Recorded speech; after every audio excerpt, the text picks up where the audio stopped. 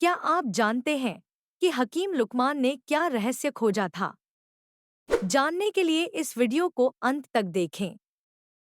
प्राचीन चिकित्सा में हकीम लुकमान का नाम शीर्ष पर आता है। उन्होंने कई अद्भुत औषधियों की खोज की।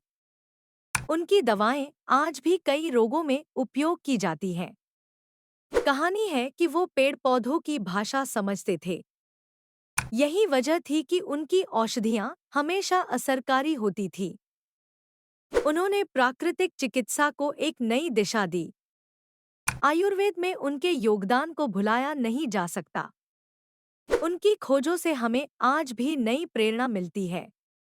अगर आपको यह जानकारी उपयोगी लगी हो तो लाइक बटन दबाएं और हमारे चैनल को सब्सक्राइब करना न भूलें।